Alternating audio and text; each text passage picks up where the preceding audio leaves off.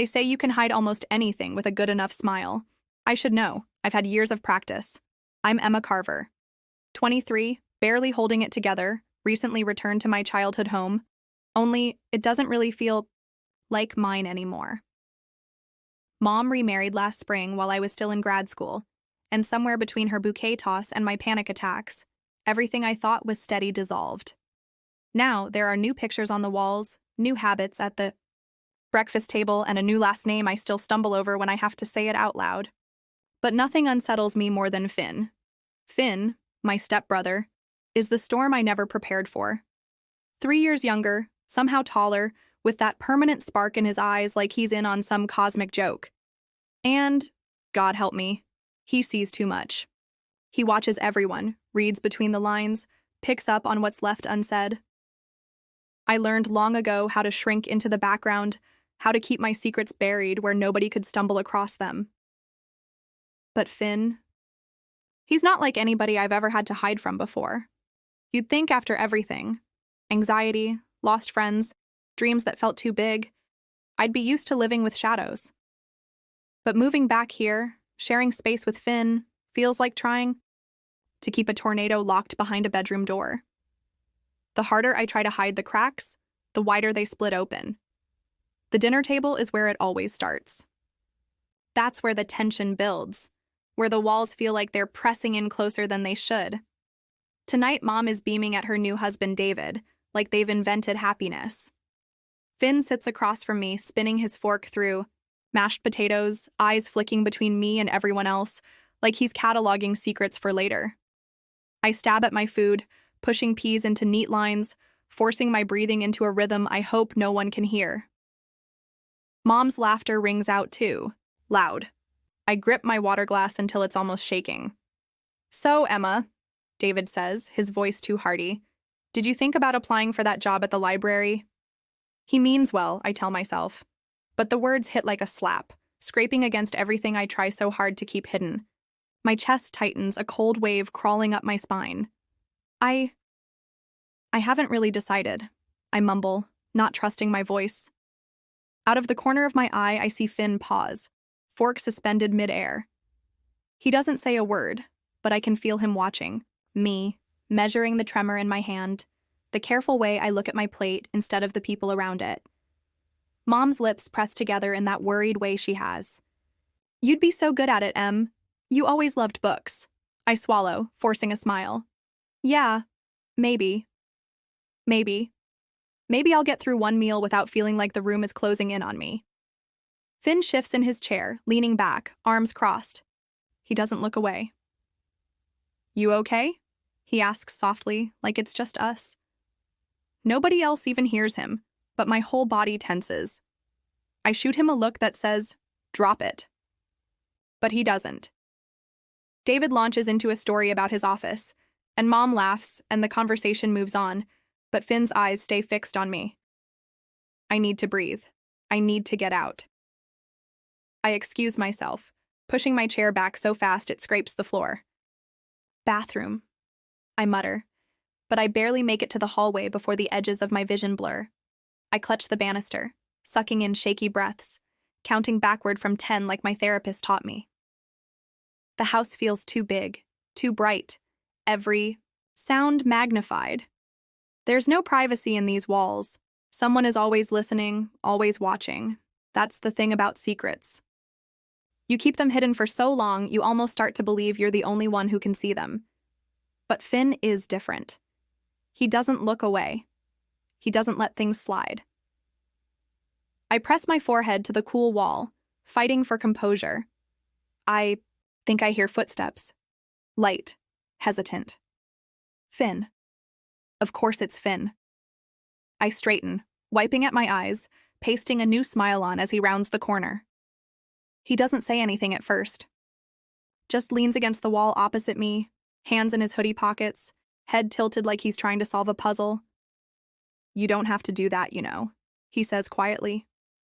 "Do what?" My voice is clipped, sharp, defensive. He shrugs. "Pretend you're okay when you're not. You don't have to, at least not with me." My heart thuds painfully.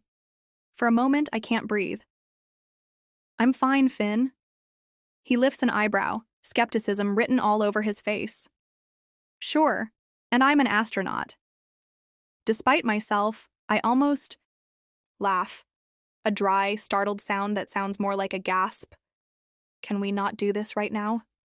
I whisper. Please. He holds up his hands, surrendering. All right, just, I'm around, right? I nod, not trusting myself to say anything more. The silence stretches, uncomfortable and heavy. Finn studies me for a moment longer, then pushes off the wall. I'll save you some dessert, he says lightly, but his eyes linger, concerned. Don't be too long. Mom will think I scared you off. He disappears, leaving me alone with my thoughts. For a minute, I almost let myself believe him, that maybe it's safe to let someone see past the mask, but old habits die hard. I fix my makeup in the hallway mirror, breathe out the panic, and step back into the light. The rest of the evening passes in a blur. I make small talk, force a laugh, pretend. All the while, Finn keeps his distance, but he never stops watching. There's something almost protective in the way he stays close, but not too close. Like he knows if he presses too hard, I'll bolt. It's exhausting, living in hiding. But it's safer than the alternative, isn't it? As I lie awake that night listening to the sounds of the house settling, I wonder how much Finn really saw. I wonder if I'm fooling anyone anymore, or just myself. Because secrets are heavy, and some nights, I'm not sure how much longer I can hold it all together. If you asked Finn, he'd probably say I was the most stubborn person he'd ever met. He'd be right. The only problem is, stubbornness doesn't keep you safe. Not really. It just makes you better at pretending. For 3 days after the dinner incident, I barely see him. I stick to routines, wake up early, leave for job hunting, come home late, shuffle through the house like a ghost. If Finn notices, he doesn't mention it, but I can feel the questions building behind his eyes. Every time we pass each other in the hallway, there's a beat too long, a glance too searching. Sometimes I wonder what it would be like to just tell him. To say, Finn, I get these panic attacks. Sometimes I feel like I'm unraveling from the inside out. But old instincts flare up every time I think about opening up. I grew up learning that if you didn't talk about something, it couldn't hurt you. That armor is hard to shed. It's a Tuesday afternoon when things finally shift. Mom and David are both out. The house is quiet in that rare golden way. Sunlight slanting through kitchen windows, dust motes spinning in the beams. I should feel peaceful. Instead, the silence makes my nerves prickle. I'm in the garage sorting through old boxes. Some are mine, most are relics from a different family. Childhood trophies with Finn's name, old photo albums, soccer cleats, caked in dirt. I'm here for distraction, but all I can think about is how none of this belongs to me anymore. The air is thick, heavy with the scent of cardboard and oil. I close my eyes, trying to force my breathing steady, but it's no use. The panic attack sneaks up quietly, no big warning, just a rising tide of heat and dizziness. My hands start to tremble. My vision pulses at the edges, and all I can think is, not now. Not here. I sink down on an upturned crate, knees drawn to my chest. I press my palms hard against my legs, counting in threes, mouthing words I barely hear. I try to shrink, to disappear. That's when the door swings open. Finn steps inside, the daylight behind him casting his silhouette long and sharp across the floor. He stops dead when he sees me. For a moment, neither of us speaks. There's a silence that is so loud, I swear I can hear both our hearts beating. Emma? His voice is gentle, careful, like he's approaching a wild animal. I force myself upright, dragging air into my lungs. Hey, sorry. Didn't mean to be in the way. He doesn't move closer. Instead, he sits down a few feet away, cross-legged on the cold cement. He says nothing, just studies me. There's no judgment in his gaze, just concern, and something softer that makes my throat ache. Are you okay? He asks low. I'm fine, I say quickly. Just needed some air. He looks at the closed garage door, then back at me. Not much air in here. I almost smile. I like the quiet. He nods, accepting the lie. Or maybe just letting it go for now. Finn's always been good at reading people, but he never pushes. That's what makes him dangerous. He waits for you to unravel on your own. A minute passes in silence. I focus on the rhythm of my breath, willing my hands to stop shaking. Finn picks at the fraying shoelace on his sneaker, like he has all the time in the world. You know, he says eventually, you don't have to talk, but you don't have to hide either. I flinch just a fraction, but enough that he notices. He sighs, glancing away. I mean, look, Em, if something's wrong, I'd rather you tell me than pretend. That's all. His words hang in the air. I nod, even though I'm not sure what I'm agreeing to. Finn stands up, brushing dust off his jeans. He heads for the door, pausing with his hand on the knob. I'm gonna make some tea. You want some? I almost say no, but the truth is, I want an excuse to stay out of my own head. Yeah, sure. Back in the kitchen, Finn moves around like he owns the space. I hover by the counter, arms wrapped around myself, feeling like a guest in my own house. He sets 2 mugs down, pushes one toward me, and busies himself with the kettle. So, he says too casually, how's the job hunt? The question is ordinary, but there's a note of something deeper underneath. I grip the mug tighter. It's slow, I admit. A lot slower than I thought. He nods. Yeah, the market's rough right now. He glances at me. You don't have to rush. Mom's not going anywhere, you know? I exhale slowly, grateful for the out. Thanks. We lapse into silence. It's not awkward. Not exactly. Just thick with things neither of us are saying. Later, I find myself in my room, the mug still warm in my hands. Finn's words echo in my head. You don't have to hide. It should be comforting, but instead, it leaves me raw, exposed. That night, I hear Finn moving around in the hallway. I wonder if he's worrying about me. I wonder if I should say something, if maybe it's time to stop pretending. But the words stick in my throat. Instead, I write in my journal, pages and pages of things I'll never say out loud. I list my fears, my regrets, every time I wanted to reach for help but didn't. I write Finn's name more than once, always in the margins. The next morning, Finn is waiting at the table when I come down for breakfast. He doesn't say anything, just slides a plate of toast my way, then turns the radio on low. It's such a simple gesture, but my eyes sting unexpectedly. He notices, but all he says is, "You got any plans today?" I shake my head, grateful for the normalcy. Maybe a walk. Want to come? He grins, bright and genuine. Only if you buy me coffee. A shaky laugh escapes me. Deal. We spend the morning wandering the neighborhood, talking about everything and nothing, old movies, bad music, stupid childhood stories. For a few hours, the weight in my chest loosens. Finn never brings up the garage, never asks for explanations. But his presence is steady, grounding. It occurs to me that maybe he understands more than I realize. Maybe he's known all along. That night, as I lie in bed, the memory of Finn's steady gaze lingers. I realize for the first time that I'm not angry at him for seeing too much. I'm just scared. Scared of what happens if I let someone in. Scared of what I might lose. But maybe, just maybe, it's time to stop hiding. Some walls are made of brick and mortar. Mine are spun from old fears, stubborn pride, and the quiet terror of being truly seen. But walls, no matter how carefully built, always develop cracks. It's been a week since Finn caught me in the garage. Since then, our routines have changed, even if we pretend otherwise. He's always nearby now, never hovering, just close enough that I notice. It's both comforting and infuriating. I catch myself listening for his footsteps, for the sound of his laugh from the living room, or the gentle clatter of dishes in the sink. Part of me wants to retreat.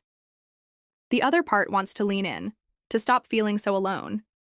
But habits are hard to break, especially the ones built on self-preservation.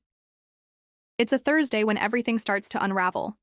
The sky is a heavy metallic gray, the kind of afternoon where the clouds seem to press right down on the house. I'm home alone, folding laundry in the upstairs hallway, lost in the drone of the dryer and the soft thud of my heart. Thunder rumbles in the distance. My hands freeze mid-fold. The storm isn't even here yet, but I feel the old panic blooming in my chest. My therapist always said triggers can be unpredictable. Sometimes it's not the thunder itself, but the way it reminds you of something you'd rather forget. I try to push through it. I focus on socks, t-shirts, the methodical order of colors and sizes. But the wind picks up, rattling the windows, lightning flashes, then thunder crashes, loud and close, and suddenly I'm 12 years old again. Alone, trembling, wishing someone would notice, but terrified they might. I leave the laundry half done and move down the hallway, hugging myself tight. I'm not sure where I'm going, just away from the windows, away from the noise. By the time the storm hits in full, I'm crouched in the hallway just outside my bedroom, pressed against the wall, breath coming in shallow bursts. I close my eyes and count. 1, 2, 3. But the storm is louder than my numbers. I don't know how long I stay like that. Time folds in on itself, thunder mixing with the sound of my own racing pulse. Then I hear the front door open. Footsteps, quick, uncertain, moving through the house. I want to disappear, but I can't even move. Emma? Finn's voice cuts through the static, sharp with worry. I don't answer. I can't. He rounds the corner, spots me curled on the floor, and stops. For a moment, neither of us says a word. I can't look at him. I expect questions, maybe even a lecture, but all I get is silence. Then, slowly, Finn sinks down to the floor beside me.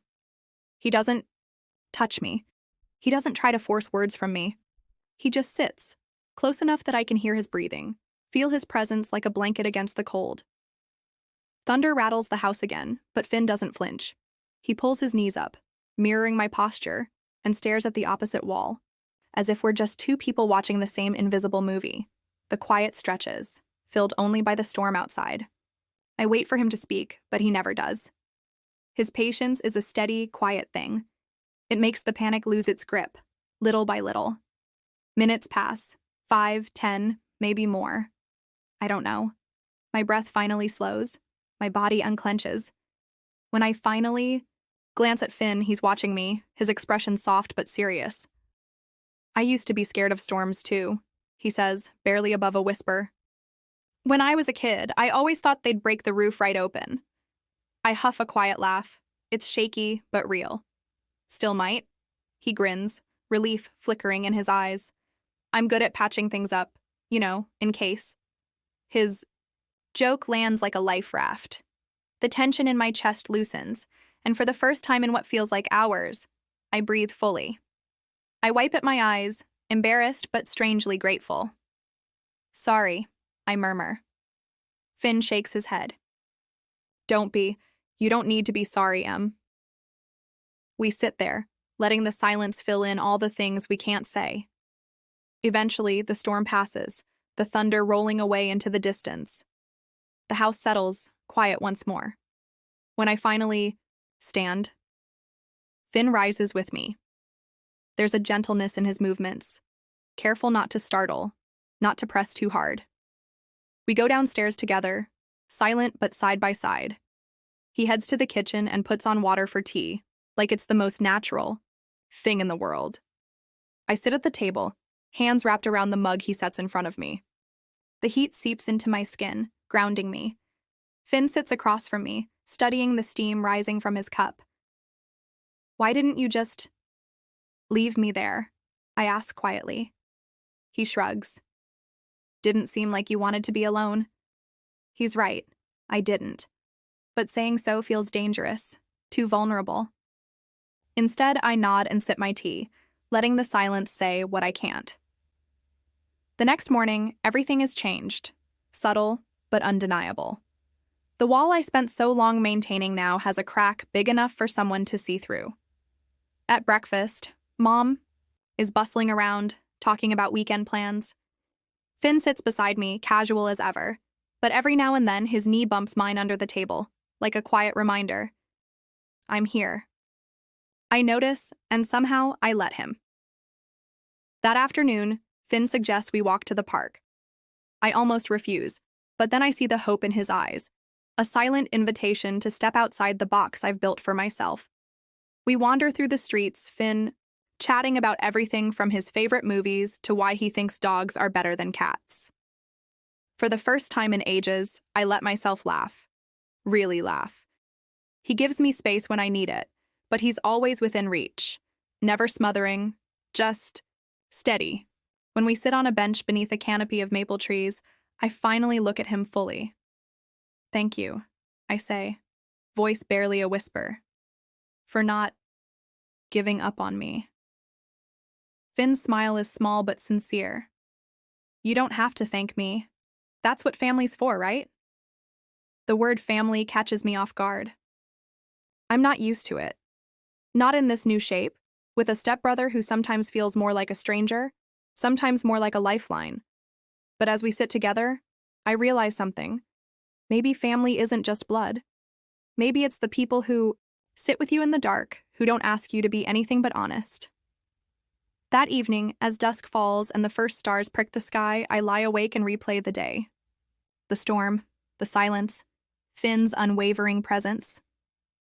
The wall isn't gone, not yet, but it's thinner now, and the light is starting to slip through. For the first time, I wonder what might happen if I stopped hiding.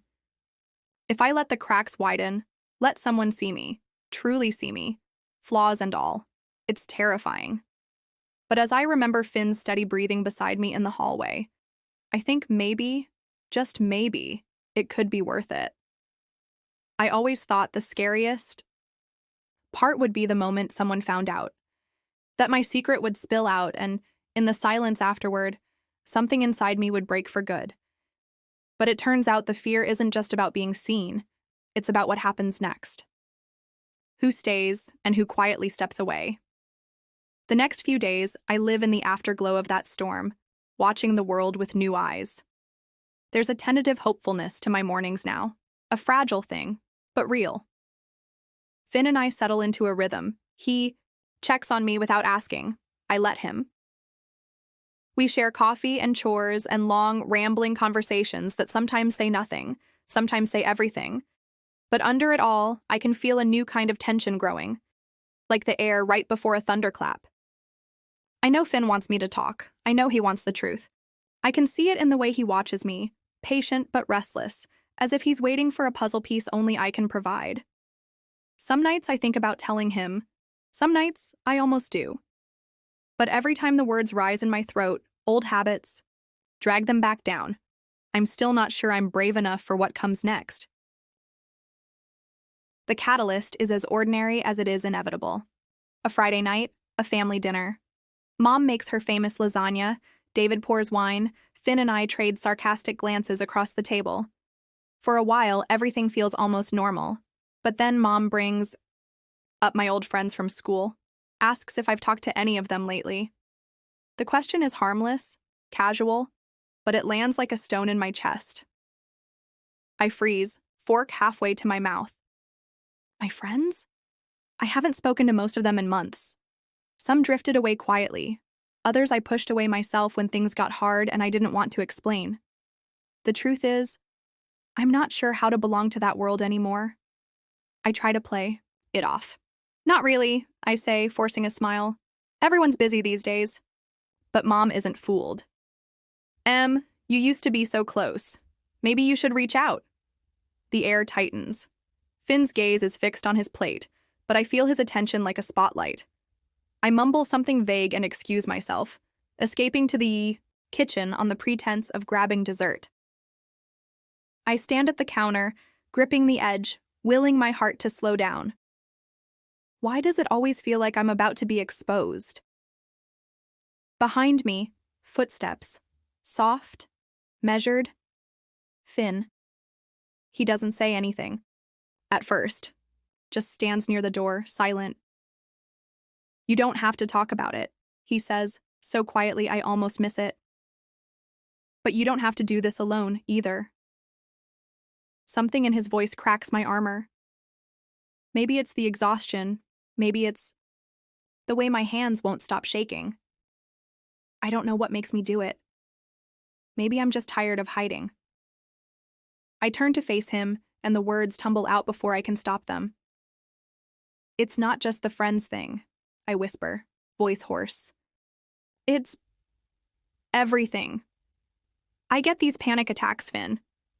Sometimes I feel like I'm drowning in my own head.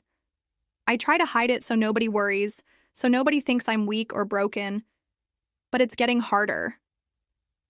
Finn's eyes widen just a little, but he doesn't interrupt. I take a shaky breath. I used to think if I kept it quiet, it would go away, but it doesn't. My throat tightens. I'm just tired and scared and so sick of pretending. I expect judgment or pity. I expect him to look away, to leave like others have. But Finn just steps closer, concern and fierce loyalty in his expression. Emma, he says, voice steady, I see you. You're not weak, you're not broken, and you don't have to hide from me. He reaches out, not to touch, just to offer. His hand hangs in the air, an open invitation. I don't take it, but the gesture is enough. For a moment, I let myself be seen, truly seen. I don't know how to fix it, I say softly. I wish I did. You don't have to fix it, he replies. You just have to let someone stand with you. Let me, okay? I nod, tears prickling at my eyes. The relief is so sudden, so fierce, it's almost overwhelming. Afterward, we return to the table. Mom and David are wrapped up in their own conversation, oblivious. Finn catches my eye and gives me a tiny nod. I feel lighter than I have in months, maybe years. That night, Finn knocks on my door, uncharacteristically hesitant. Can I come in? He asks. I nod, sitting up in bed as he leans against the doorframe. There's an awkwardness between us, but it's the good kind, the kind that means something real was finally said. I just wanted to check on you, he admits. You seemed, I don't know, braver, I guess. I almost laugh. You think telling you the truth makes me brave? He nods, deadly serious. Yeah, I do. I stare at the ceiling, letting the quiet settle. You ever feel like you're not enough for the people around you? Finn's eyes soften. All the time. Especially since Dad left. I kept thinking I had to fill every empty space, keep everyone happy. But it just made me feel invisible. He shrugs, the confession hanging between us. It's raw, and for a second, I see the boy beneath the confident mask, the one who needs someone to listen to. Guess we're both good at hiding stuff, I say. Finn smiles, a real one, crooked and warm. Not so much anymore. We talk. Late into the night, swapping stories about old fears, about being the new kid, about missing things that maybe never existed. It's messy, honest, and it hurts in places I thought I'd forgotten. But it's also healing. The kind of healing that only comes from being understood. The next day, everything is different. Not easier, not fixed, but different. Finn is my ally now. He helps in small ways, brings me tea when he senses my nerves, runs interference at family gatherings, checks in without making a big deal. For the first time, I realize that letting someone see the cracks doesn't mean I'll fall apart. Sometimes it means someone will hold the pieces with me, even if just for a while. But healing isn't a straight line. There are setbacks. 2 days later, Mom finds me crying in my room after a long, anxious night. The old shame creeps back and I freeze, unsure how to explain. Before I can say anything, Finn appears in the doorway. Hey, Mom, he says, stepping into the room like it's the most natural thing. Emma and I were just talking about that old movie marathon we used to do. Remember? He's lying. But the way he winks at me, subtle, conspiratorial, gives me the courage to nod. Yeah, the one with the terrible popcorn? Mom smiles, the tension dissolving. She leaves us alone, and Finn drops to the floor beside my bed, his presence steady and familiar. We got this, he whispers. One day at a time. And somehow, for the first time in a long time, I believe him. That night, I lie awake listening to the house breathe around me. There's a storm brewing outside. But inside, I'm finally learning how to let someone stay through the thunder. If someone had told me a month ago that the person I'd trust most would be my stepbrother, I would have laughed, maybe even rolled my eyes. Trust wasn't something I gave easily. Not after the things I'd been through, not after all the times I'd learned that sometimes people just walk away when you need them most. But life, it seems, has a way of forcing you into the light when you least expect it. And sometimes, the person standing with you at the edge of the dark is the one you never saw coming. It's Saturday morning when everything changes again. I wake early, the sunlight streaming through a crack in my curtains. For once, I don't dread getting out of bed. I actually want to, if only to see what the day will bring. Downstairs, the kitchen is filled with quiet bustle, the smell of coffee, the gentle thud of a cabinet. Finn humming off-key to a song he's only half remembered. I join him, still, in my sleep shirt, and we share a silent grin over mismatched mugs. He slides a bowl of cereal my way and offers a mock salute with his spoon. It's so easy, so normal, that for a second I forget all the reasons I used to hide. But the world outside isn't as simple as this little kitchen. Today, I'm reminded, is the day of the neighborhood block party, a yearly event, usually harmless. But this year, Mom volunteered me to help organize it. Normally, I'd make up an excuse, but Mom needs the help. And for once, I want to try. I want to see what happens if I let myself show up. Still, my nerves start to prickle the minute I step out the door. People mill around with paper cups and folding chairs, and there's laughter everywhere, too loud, too bright.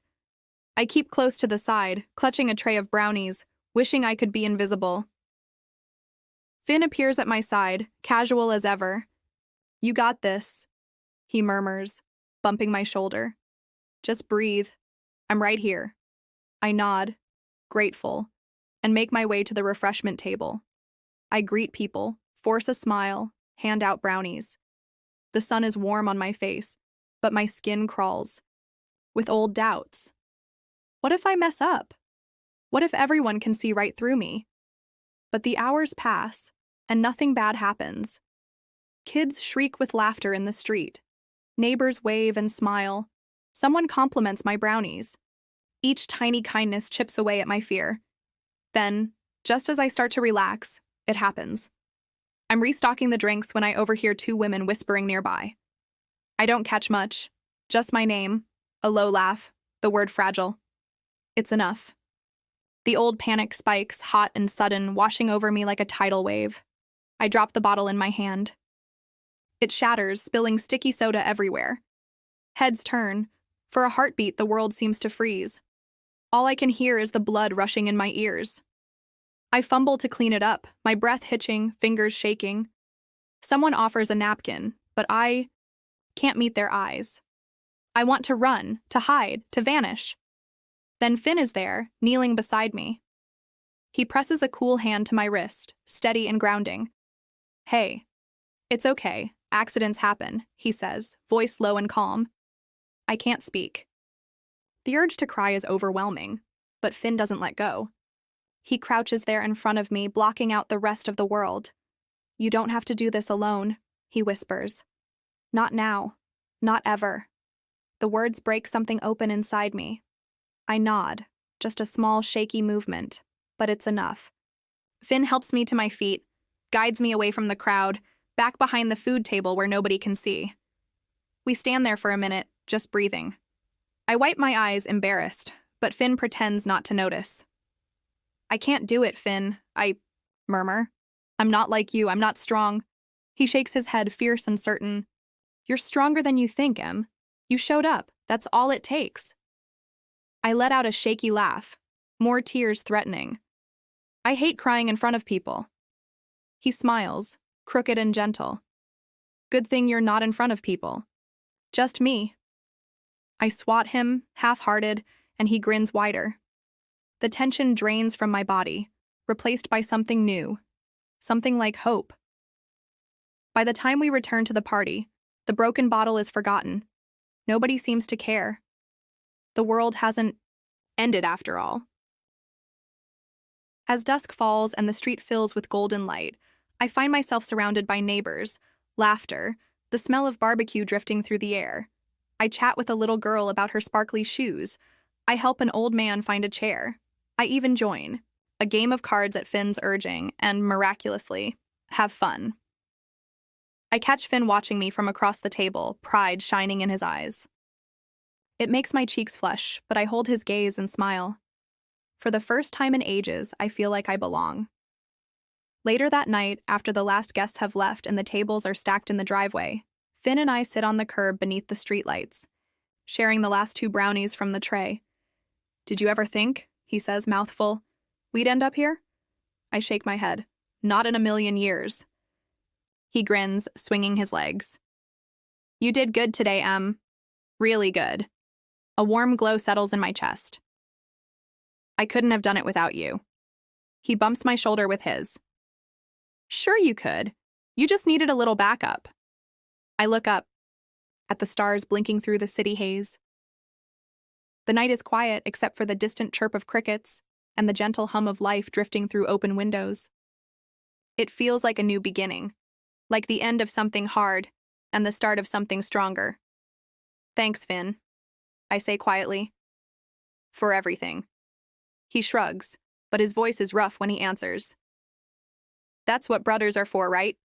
The word brother used to feel foreign, but now it feels safe. Real. I lean against him, just for a moment, letting the silence settle between us. Eventually, we rise and wander back to the house. The old fears still lurk at the edges, but they don't rule me anymore. I know there will be hard days, bad moments, maybe even more storms, but I also know I don't have to face them alone, not as long as Finn's by my side. In my room, I pause at the window and watch the last traces of the block party fade. The street is empty, but I feel full. Of hope, of possibility, of the knowledge that I'm not as fragile as I once believed. Before bed, I scribble one last note in my journal. Let the light in, even if it scares you. As I turn off the lamp, a familiar knock comes at my door. Finn's voice, soft through the wood. "Night, Em. Proud of you." My chest aches in the best way. They say the cracks are where the light gets in. Tonight, I believe it. ND.